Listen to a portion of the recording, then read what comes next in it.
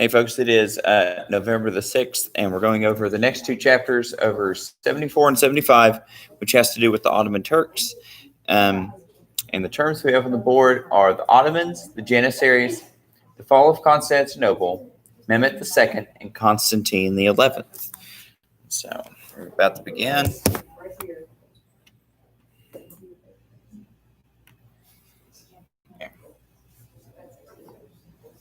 We have a minute left, folks.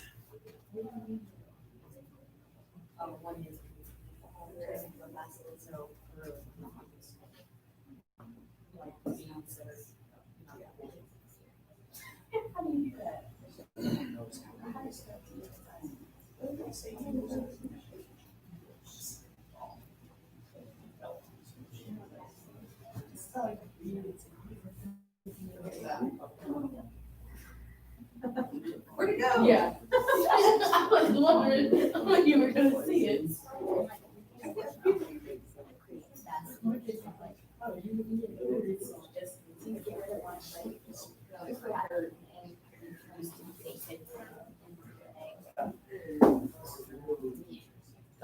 This really does have so many.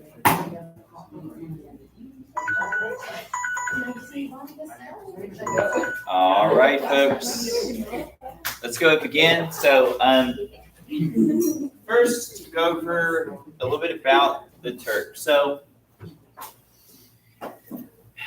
just like the Seljuk Turks and just like the Mongolians, these people came from the Asiatic steppe, like Eastern Russia, north of China, and all that stuff. And much like you might find in like Texas history, the Spanish here in Texas had a major problem with the Apache. The main reason they had problems with the Apaches is because they were being pushed by an even more violent tribe called the Comanches. The same is said for the Ottoman Turks. The Ottoman Turks were forced to migrate west because they were essentially fleeing the Mongolians. However, once they came into modern-day Turkey, they would eventually take over the place. And let's see. So they are named after their leader, Osman the First. That's a big hat. That's a big hat. That's the thing. We're going to find that in the Ottoman Empire, these big hats, right, that they wear, these big turbans, are symbols of it's symbols of status. So, like, if you're like an Ottoman noble, you get to wear they had dress codes. You had to dress in a certain way. If you're an Ottoman regular citizen, you had to dress a certain way. If you were a Muslim but not a Turk, you had to dress another way. If you were a Jewish person, you had to dress a certain way. A Christian had to dress a certain way. Slaves had dress codes. They had dress codes all across their society. And of course, a sultan hat. So the bigger the hat, the bigger status you have. It could be, but it was also colors too, right? There was like color codes. So it's pretty complicated. So we see a little bit about how they spread around. And so they're going to make a very large empire. And they're going to be much more unified than Europe. Now, however, the thing is, though, these areas, though they fall under the Ottoman Sultan, they're also going to be semi-autonomous. They're going to have very powerful governors. They're going to act as kings. But whenever there's times of war or taxation, they had to listen to the Sultan. Here's a little more of their dress code. So you see they had like fancy clothing. The Janissaries were kind of like the special forces of the Ottomans. They were much better trained and much better equipped at first than European powers. They had early muskets. They also enjoyed fighting with both a curved saber and also maces. But they also had early hand grenades too. So they were very well trained. Yeah, so like basically think of like Mario, you know, you got the bomb with like the fuse on it, and they would chunk those things. But they didn't walk. All right, so so like I've told you before, the Ottomans are going to become a very well-organized, structured society. They're going to get a lot of their bureaucrats, their civil servants, and the Janissaries are all going to come from mostly Eastern Europe. The Christian populations in the Ottoman Empire had to, not only did they get taxed heavier than the surrounding people, they also had to give up their firstborn son to the Sultan. So whenever the firstborn son reached a certain age, it was something like 10 or something like that, they got sent to the local lord, and then they would examine them. If they were deemed to be very intelligent, they were castrated and sent off to the head of the empire to be educated as a civil servant. If they were seen to be physically fit, they were sent to Janissary school. Whenever they went to these schools, they were taught Islam. They were forced to convert or face death, and then they were trained in either warfare or literacy and mathematics. So the Janissaries were better off than most of the society financially. They were given pretty good checks. They were given free food, free housing, but they had to live together. They were banned from marrying, and they were banned from owning property and having businesses. Their whole life was supposed to be around the military until they retired. Let's see here. Oh, like I guess if they were totally unfit, I don't know. Well, they could have been enslaved for hard labor. That's terrible. So, because a lot of their boats needed rowers for when the wind wasn't there, so they were often sent to the galleys. Usually, though, how the Ottomans got sailors is they would just invade other places, or they were known for their piracy. They would take over another boat and slave all the sailors on the boats. So even back in the days of early America, the early 1800s, there was a case where Americans were captured off of some of these boats. By the Ottomans. Yeah, the British did too, but see, the British were smart. They paid them heavy ransoms, and so they usually left the British ships alone. So yeah, not too fun there.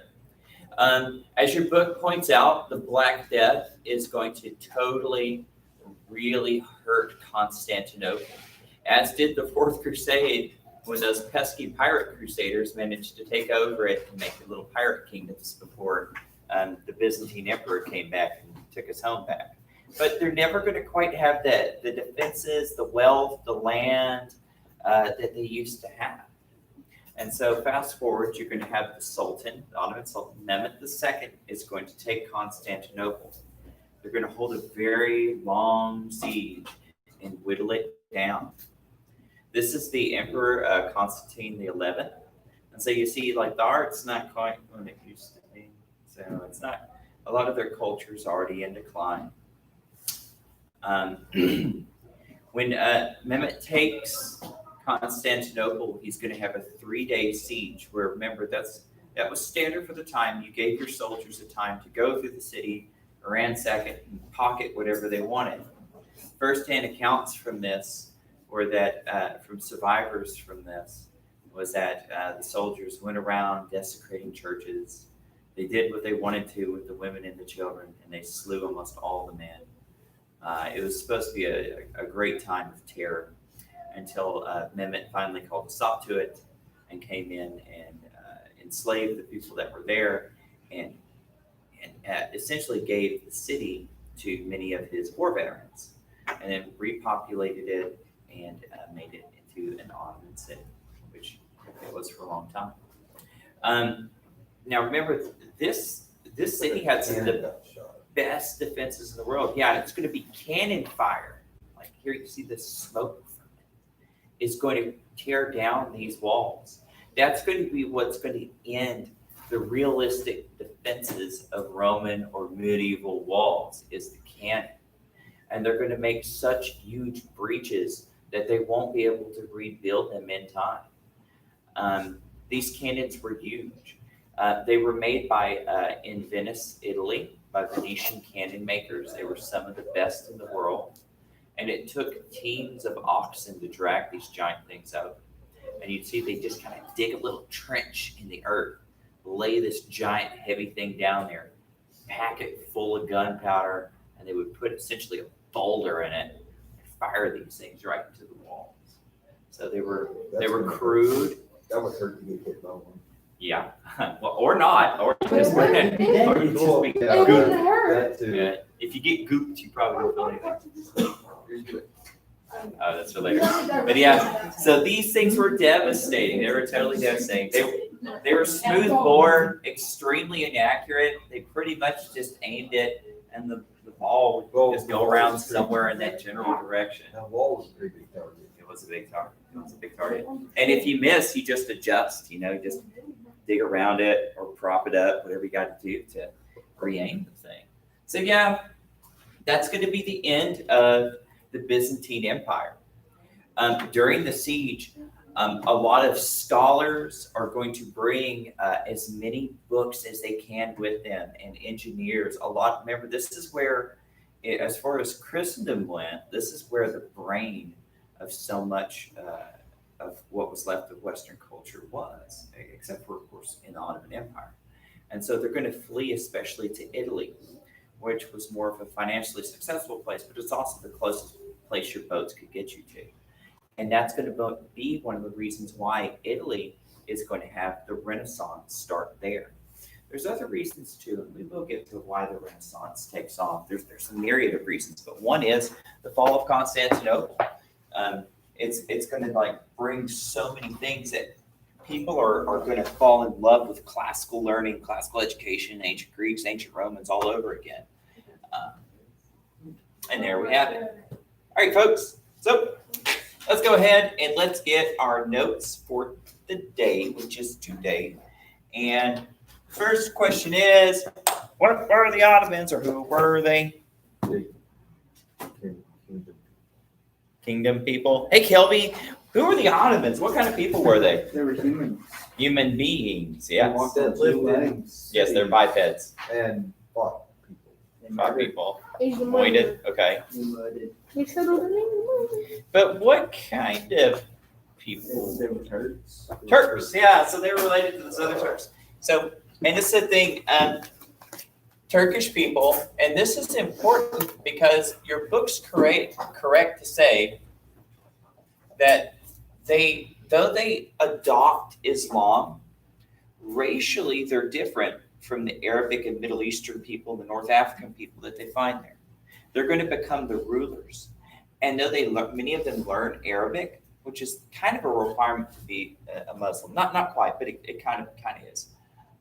They're going to keep speaking Turkish. And even today in Turkey, they speak Turkey. They don't speak Arabic, even though most of them are Muslims. So yeah, they're going to keep their own language, their own dress, a lot of their own customs. So And shoot. so what? I said, and shoot cannonballs. Shoot cannonballs. Yeah. All right. So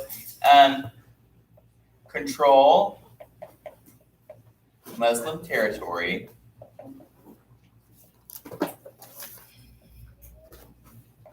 Or lands. Convert to Islam.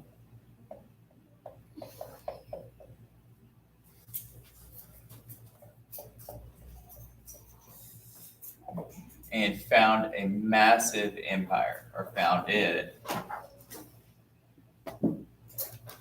massive empire. And see, your book's correct to say too that they're one of those people, they have a lot of good ideas as far as administration goes. They're going to adopt a lot of Byzantine procedures for government bureaucracy and stuff like that. It's going to work okay. But the Turkish people, they're not going to, they're more of conquerors. And once they reach a certain point, it's going to start regressing pretty quickly afterwards. We'll get to that later, though, because we're not there now. Now we're at their high point. They're doing great right now. They're out there defeating their enemies, crushing, they're doing all kinds of stuff. So, Janissaries. Special forces. Yeah. So highly trained troops. Yeah.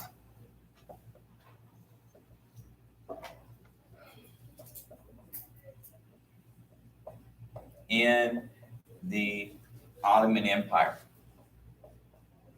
So here's the thing. In many ways, this is like the Roman Praetorian Guard.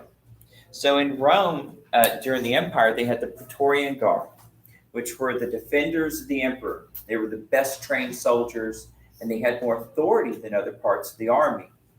However, eventually, they were the ones, when they got corrupt, would assassinate emperors and hold a lot of the power. Same would be for the Janissaries. The Janissaries are eventually going to get corrupted. They're going to turn against their sultans. But they're also going to get really stubborn. When European powers start getting rifled weapons and they start getting modern weapons and fighting tactics and stuff, the Janissaries are going to be like, forget that. We've always won with these things, so we're going to keep using this old stuff. And so they're going to get very, very stagnant, which is not something you want to do in warfare. In warfare, you always want to adapt. You have to adapt towards your enemy. All right, so because they're adapting for you. All right, so the fall of Constantinople. Hey, what year did it fall? This is an important date. Not many dates are important in my opinion, but this is an important one.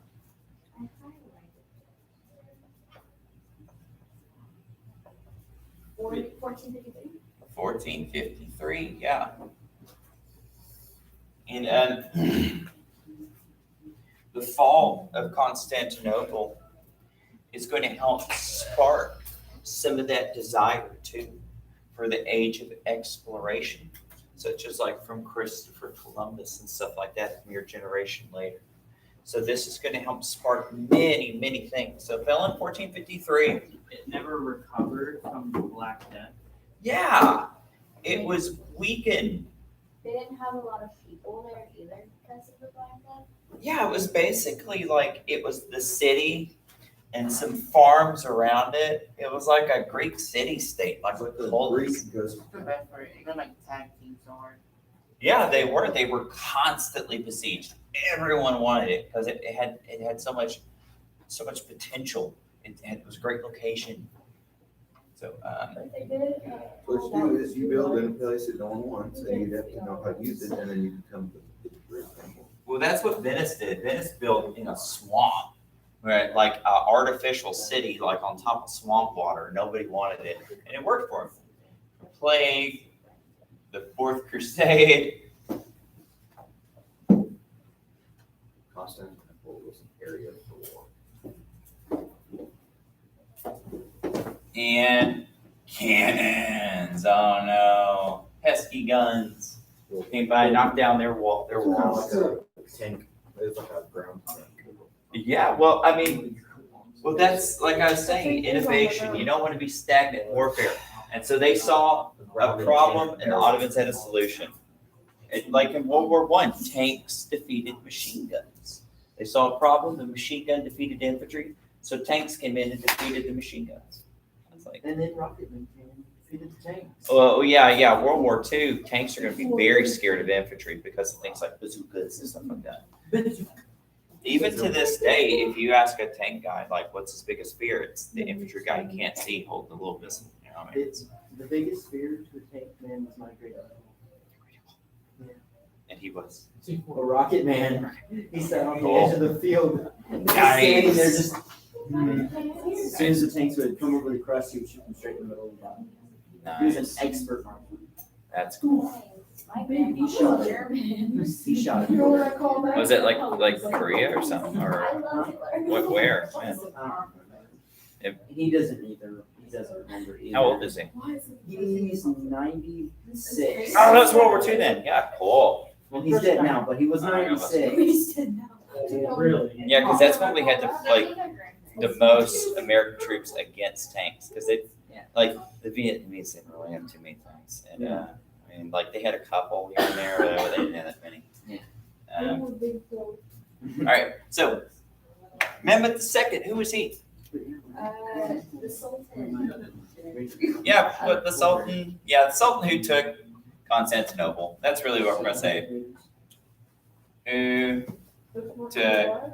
he actually did a lot more than that. He was a very good conqueror. He took a lot of land, but we're not getting into that.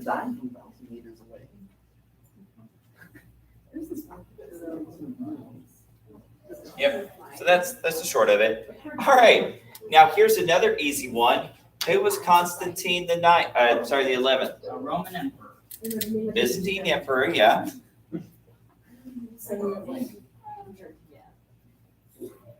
And would you say he's the last one? Pretty much. Yeah. Emperor, the last one. The third Rome. Ah, yeah, yeah. But he's like the last Byzantine. Last one. When Constantinople fell. It's kind of funny. It's Constantine and he fell with Constantine. Well, I mean, yeah. It's the same with Western Rome. When the last Western Roman emperor was Romulus Augustulus. So he's named after the mythic founder of Rome and the first emperor. And he's also the last. That's kind of funny. So note to self, if you see your empires falling apart, don't have the name of the founder. Because maybe it's bad luck, if you believe in luck. It would be like Americana. Yeah. Don't be Amerigo or like President Amerigo or something like that. Like Amerigo Vespucci. Hey, folks, that's going to end it for today. When we come back later, we're going to talk about the rise of strong monarchs because it's going to be strong monarchies that's going to help spark a lot of the movements for liberty and freedom that would lead to America. All right, folks. So talk to you later. Have a good weekend.